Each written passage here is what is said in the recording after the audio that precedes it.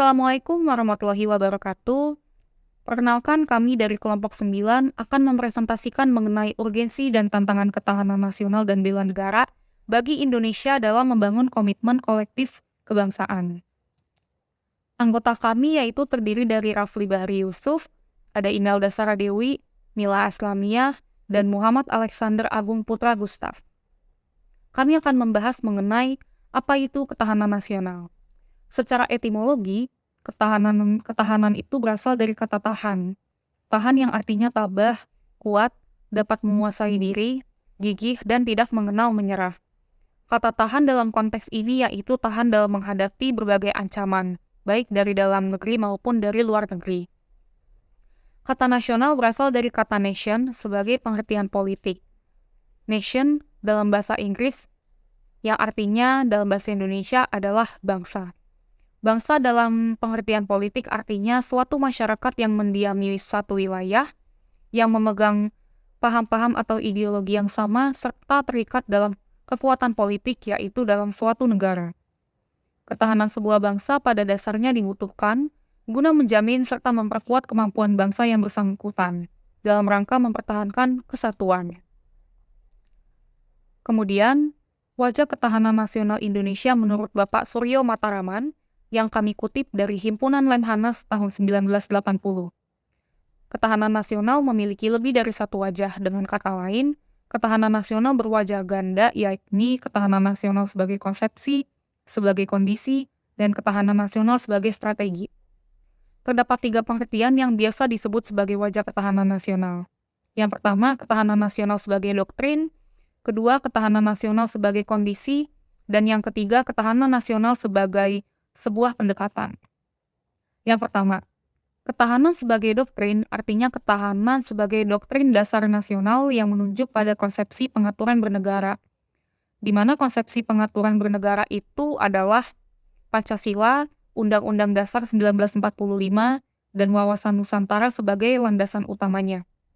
Kemudian yang kedua, ketahanan nasional sebagai kondisi, artinya mengacu kepada pengalaman empiris, artinya pada keadaan nyata yang berkembang dalam masyarakat dan dapat diamati dengan panca indera manusia. Kemudian yang ketiga, ketahanan nasional sebagai sebuah pendekatan, metode atau cara dalam menjalankan suatu kegiatan, khususnya pembangunan negara. Dalam hal pemikiran, pendekatan ini menggunakan pemikiran kesisteman atau system thinking. Kemudian ketahanan nasional terbagi menjadi 5 dimensi, yaitu ketahanan ideologi, ketahanan politik, ketahanan ekonomi, ketahanan sosial budaya, dan ketahanan hankam atau pertahanan dan keamanan. Yang pertama ada ketahanan ideologi. Ketahanan ideologi yaitu kondisi mental bangsa berlandaskan keyakinan akan kebenaran ideologi Pancasila yang mengandung kemampuan memelihara persatuan dan kesatuan nasional. Untuk memiliki kemampuan atau ketangguhan dalam menghadapi ancaman, tantangan, baik dari dalam negeri maupun luar negeri, dibutuhkan suatu ideologi yang menyatukan suatu bangsa yang heterogen, yaitu Pancasila. Pancasila diyakini sebagai suatu paham atau ideologi yang mampu menyatukan berbagai kemajemukan dalam masyarakat. Yang kedua, ada ketahanan politik. Ketahanan politik adalah kondisi kehidupan politik bangsa Indonesia yang berlandaskan demokrasi politik berdasarkan Pancasila dan Undang-Undang Dasar 1945. Untuk demokrasi Pancasila yang secara murni dan konsisten, supaya dapat dijiwai oleh rakyatnya, harus benar-benar dijiwai oleh rakyat sehingga mendukung ketahanan nasional di bidang politik. Kemudian, ketahanan ekonomi. Ketahanan ekonomi adalah kondisi kehidupan perekonomian bangsa yang berlandaskan demokrasi ekonomi, yang berdasarkan Pancasila mengandung kemampuan memelihara stabilitas ekonomi. Beberapa unsur yang mempengaruhi ketahanan ekonomi yaitu usaha di berbagai sektor serta ekspor yang besar-besaran. Dan ketahanan sosial budaya. Ketahanan sosial budaya adalah kondisi kehidupan sosial budaya bangsa yang dijiwai kepribadian nasional berdasarkan Pancasila. Di bidang sosial budaya itu mencakup pendidikan, teknologi, kebudayaan, kesehatan, agama, dan lain sebagainya. Namun yang paling sangat berpengaruh terhadap ketahanan sosial budaya suatu bangsa yaitu kebudayaan luar dan teknologi. Ketahanan sosial budaya suatu bangsa itu sangat dipengaruhi oleh budaya-budaya luar dan juga paham-paham atau ideologi yang bertentangan dengan Pancasila. Dua unsur yang tadi disebutkan ini sangat mempengaruhi ketahanan sosial budaya suatu bangsa. Oleh karena itu, dibutuhkan kepribadian nasional berdasarkan Pancasila, dibutuhkan masyarakat yang menjunjung tinggi Pancasila dan memiliki jiwa-jiwa nasionalisme. Kemudian yang terakhir, pertahanan keamanan atau HANKAM adalah kondisi daya tangkal bangsa yang dilandasi kesadaran bela negara. Bela negara bisa dilakukan lewat berbagai cara, baik fisik maupun non-fisik. Kesadaran bela negara harus dimiliki oleh setiap masyarakat. Pengalaman sejarah bangsa Indonesia menjadi saksi bisu terhadap pertahanan keamanan bangsa kita. Oleh karena itu, supaya kita terhindar dari ancaman dan tantangan yang berlebih terhadap ketahanan HANKAM kita, diperlukan kesadaran bela negara yang cukup tinggi. Selanjutnya, pada naskah GBHN tahun 1998 dikemukakan definisi ketahanan nasional adalah sebagai berikut, yaitu ketahanan nasional adalah kondisi dinamis yang merupakan integrasi dari kondisi tiap aspek kehidupan bangsa dan negara. Ketahanan nasional meliputi ketahanan ideologi, ketahanan politik, ketahanan ekonomi, ketahanan sosial budaya, dan ketahanan pertahanan dan keamanan. Selanjutnya adalah ketahanan nasional berlapis. Artinya, ketahanan nasional sebagai kondisi yang kokoh dan tangguh dari sebuah bangsa yang tentu tidak akan terwujud jika tidak dimulai dari ketahanan pada lapisan-lapisan di bawahnya.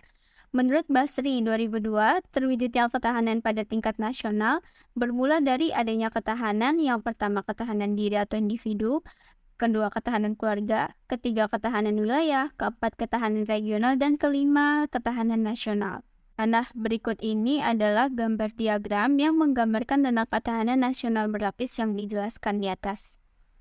Esensi dan urgensi ketahanan nasional. Unsur-unsur ketahanan nasional menurut para ahli yang pertama yaitu berasal dari Morgenthau. Faktor-faktor yang relatif stabil atau stable factor terdiri atas geografi dan sumber daya alam, dan faktor-faktor relatif global atau dynamic factor terdiri atas kemampuan industri, militer, demografi, karakter nasional, moral nasional, kualitas informasi, dan kualitas pemerintah. Sedangkan menurut Flint, suatu negara akan muncul sebagai kekuatan besar apabila ia memiliki potensi geografi besar atau negara secara fisik wilayahnya besar dan memiliki sumber daya manusia yang besar pula. Sedangkan menurut Anfrata Hermann, letak geografi, bentuk atau wujud demi luas wilayah, jumlah penduduk, watak nasional, dan sifat pemerintahan. Menurut Mehen, atau suatu negara tidak hanya tidak luas wilayah daratan, tetapi tergantung pula pada faktor luasnya akses pelaut dan bentuk pantai suatu wilayah negara. Bagaimana diketahui, Anfrata Hermann ini termasuk pengembang teori geopolitik tentang penguasaan laut sebagai dasar bagi penguasaan dunia. Barang siapa yang menguasai lautan akan menguasai kekayaan dunia. Barang siapa yang menguasai kekayaan dunia akan menguasai wilayah. Anfrata Hermann, unsur-unsur ketahanan nasional multi Indonesia terdiri atas yang dinamakan Astaga Draft, yang dibagi menjadi 3 aspek kehidupan ilmiah dan 5 aspek kehidupan sosial. 3 aspek kehidupan ilmiah yang pertama yaitu data letak dan kehidupan geografi. Data letak geografi atau wilayah menentukan kepuasan nasional negara. Hal yang terkait dengan wilayah negara meliputi negara dapat berupa negara pantai, negara kepulauan, atau negara kontinental yang mencakup luas wilayah negara. Ada negara yang wilayah kecil dan ada negara dengan wilayah yang luas. Yang kedua, posisi geografis, astronomis, dan geologis negaranya. Daya dukung wilayah negara, ada wilayah yang habitable dan ada wilayah yang uninhabitable. Yang kedua, ada gas, keadaan dan kekayaan alam. Sumber daya alam dalam suatu wilayah, baik kualitas maupun kuantitasnya, sangat relevan bagi kehidupan nasional. Oleh karena itu, keberadaannya perlu dijaga dan dilestarikan. Kedaulatan wilayah nasional merupakan sarana bagi tersedia sumber kekayaan alam dari menjadi modal dasar pembangunan. Pengelolaan dan pengembangan sumber daya alam merupakan salah satu indikator ketahanan nasional. Hal-hal yang berkaitan dengan sumber daya alam sebagai elemen ketahanan nasional meliputi potensi sumber daya alam wilayah yang bersangkutan, mencakup sumber daya alam hayati, nabati, dan tambang. Yang kedua, kemampuan mengeksplorasi sumber daya alam. Yang ketiga, pemanfaatan sumber daya alam dengan memperhitungkan masa depan dan lingkungan hidup. Yang keempat, ada kontrol atau kendali atas sumber daya alam.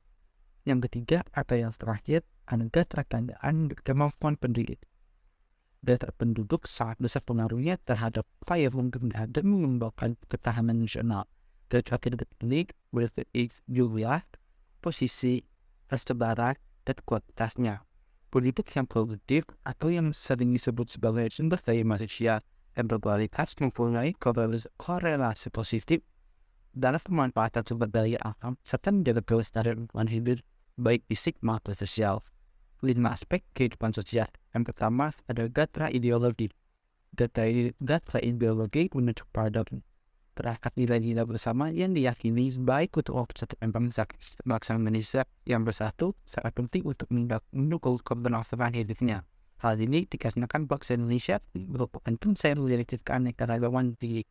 Selanjutnya ada gatra politik. Gatra politik berkaitan dengan kemampuan mengelola nilai dan sumber daya bersama agar tidak menimbulkan kepecahan, tetap stabil dan konstruktif untuk pembangunan. Politik yang stabil akan memberikan rasa aman serta memperkuat persatuan dan kesatuan nasional. Pada dirinya, akademik akan menetapkan ketahanan nasional suatu bangsa. Selanjutnya, ada gatra ekonomi. Ekonomi yang dijalankan oleh suatu negara merupakan kekuatan nasional. Negara yang bersangkutan terlebih di era globalisasi sekarang ini. Bidang ekonomi berperan langsung dalam upaya pengendalian dan distribusi kebutuhan warga negara. Semakin besar di bidang ekonomi tentu saja menjadikan negara yang bersangkutan dulu sebagai kekuatan dunia. Selanjutnya ada sosial budaya. Dalam aspek sosial budaya, nilai-nilai sosial budaya hanya berkembang di dalam situasi aman dan damai. Tingginya nilai sosial budaya biasanya menjaminkan tingkat kesejahteraan bangsa baik fisik maupun jiwanya. Sebaliknya, keadaan sosial relevan dengan segala kontradiksi di dalamnya memudahkan timbulnya ketegangan sosial. Selanjutnya, yang terakhir ada gatra pertahanan dan keamanan negara. Usaha pertahanan dan keamanan negara merupakan salah satu fokus pemerintahan negara. Negara dapat melibatkan rakyatnya dalam upaya pertahanan sebagai bentuk dari hak dan kewajiban warga negara dalam membela negara. Esensi dan urgensi bela negara. Terdapat hubungan antara ketahanan nasional dengan pembelaan negara atau bela negara. Bela negara merupakan perwujudan warga negara dalam upaya mempertahankan dan meningkatkan ketahanan nasional bangsa Indonesia. Keikutsertaan warga negara dalam upaya menghadapi atau menanggulangi ancaman hakikat ketahanan nasional dilakukan dalam wujud upaya bela negara. Pada uraian sebelumnya, telah dikatakan bahwa bela negara mencakup pengertian bela negara secara fisik dan non-fisik. Bela negara secara fisik adalah memangku senjata dalam menghadapi musuh, yaitu secara militer. Bela negara secara fisik pengertiannya lebih sempit daripada bela negara secara non-fisik. A. Bela negara secara fisik. Menurut Undang-Undang Nomor 3 Tahun 2002 tentang Pertahanan Negara, keikutsertaan warga negara dalam bela negara secara fisik dapat dilakukan dengan menjadi anggota TNI dan pelatihan dasar militeran. Sekarang ini, pelatihan dasar militeran diselenggarakan melalui program Rakyat Terlatih atau RATI. Meskipun konsep Rakyat Terlatih atau RATI adalah amanat dari Undang-Undang Nomor 20 Tahun 1982. Rakyat terlatih atau ratih terdiri dari berbagai unsur seperti 1. Resimen mahasiswa atau Menwa, 2. Perlawanan rakyat atau waran, 3. Pertahanan sipil atau Hansip, 4. Mitra Babinsa, 5. Organisasi kemasyarakatan pemuda atau HP yang telah mengikuti pendidikan dasar militer, dan lain-lainnya. Nah, rakyat terlatih mempunyai 4 fungsi, yaitu 1. Ketertiban umum, 2. Perlindungan masyarakat, 3. Keamanan rakyat, dan 4. Perlawanan rakyat. 3 fungsi yang disebut pertama umumnya dilakukan pada masa damai atau pada saat terjadinya bencana alam atau darurat sipil, di mana unsur-unsur rakyat terlatih membantu pemerintah daerah dalam menangani keamanan dan ketertiban masyarakat. Sementara fungsi perlawanan rakyat dilakukan dalam keadaan darurat perang, di mana rakyat terlatih merupakan unsur bantuan tempur. B. Bela negara secara non-fisik. Sebagaimana telah diuraikan sebelumnya, bahwa bela negara tidak selalu harus berarti memanggul senjata, menghadapi musuh, atau bela negara yang militeristik. Menurut Undang-Undang Nomor 3 Tahun 2002 tentang Pertahanan Negara, keikutsertaan warga negara dalam bela negara secara non-fisik dapat diselenggarakan melalui pendidikan kewarganegaraan dan pengabdian sesuai dengan profesi. Pendidikan kewarganegaraan diberikan dengan maksud menanamkan semangat kebangsaan dan cinta tanah air. Pendidikan kewarganegaraan dapat dilaksanakan melalui jalur formal seperti sekolah dan perguruan tinggi, dan juga jalur non-formal, yaitu sosial kemasyarakatan. Berdasar hal itu, maka keterlibatan warga negara dalam bela negara secara fisik dapat dilakukan dengan berbagai bentuk sepanjang masa dan dalam segala situasi. Misalnya dengan cara A. Mengikuti pendidikan kewarganegaraan baik melalui jalur formal dan non-formal. B. Melaksanakan kehidupan berdemokrasi dengan menghargai perbedaan pendapat dan tidak memaksakan kehendak dalam memecahkan masalah bersama. C. Pengabdian yang tulus kepada lingkungan sekitar dengan menanam, melihara, dan masyarakat. D. Berkarya nyata untuk kemanusiaan demi memajukan bangsa dan negara. E. Berperan aktif dalam ikut menanggulangi ancaman, terutama ancaman militer. Misal menjadi sukarelawan bencana banjir. F. Mengikuti kegiatan mental spiritual di kalangan masyarakat agar dapat menangkal pengaruh-pengaruh budaya asing yang tidak sesuai dengan norma-norma kehidupan bangsa Indonesia. G. Bayar pajak dan kontribusi yang berfungsi sebagai sumber pembiayaan negara untuk melaksanakan pembangunan. Sekian presentasi dari kami, kurang lebihnya mohon maaf. Wassalamualaikum warahmatullahi wabarakatuh.